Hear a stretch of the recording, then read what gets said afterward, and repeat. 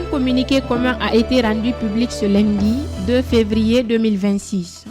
Le ministère des Transports, en collaboration avec le ministère de la Sécurité et de la Protection civile, annonce la levée totale des restrictions de circulation pour les camions gros porteurs à partir du 1er février jusqu'au 31 mars 2026.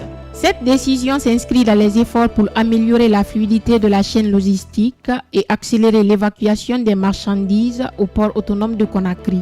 L'objectif est de faciliter les opérations portuaires, réduire les délais de traitement et soutenir les activités économiques liées au transport et au commerce.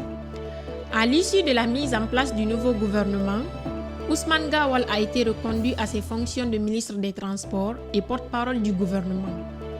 Dans une première réaction, le ministre a exprimé sa gratitude au président de la République pour la confiance renouvelée ainsi qu'au Premier ministre pour la confiance réaffirmée à son endroit.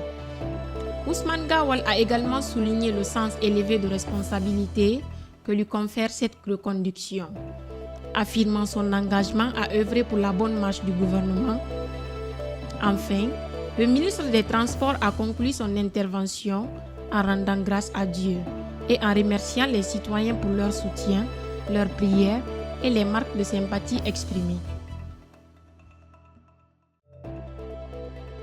La communauté économique des États de l'Afrique de l'Ouest a officiellement levé toutes les sanctions contre la Guinée le 28 janvier 2026, marquant la pleine réintégration du pays dans les instances décisionnelles de l'organisation.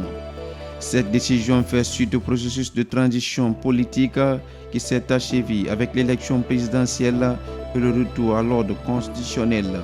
À travers un décret lu ce lundi 2 février 2026 à la télévision nationale, le président de la République, son Excellence Mamadi Doumbouya, a procédé à une nomination partielle des membres du gouvernement. À cette occasion, Mamadou Sello Baldé a été nommé ministre de la Jeunesse et des Sports sous l'autorité du Premier ministre Amadou Ouriba. Il succède à Kemoula Bogola Haba qui a dirigé ce département pendant 2 ans.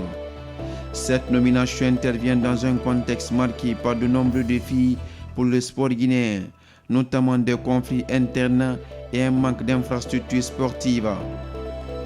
Très attendu par la population, le nouveau ministre aura pour mission de conduire la politique nationale en matière de jeunesse et de sport, un secteur clé dans lequel les Guinéens espèrent des résultats concrets et durables.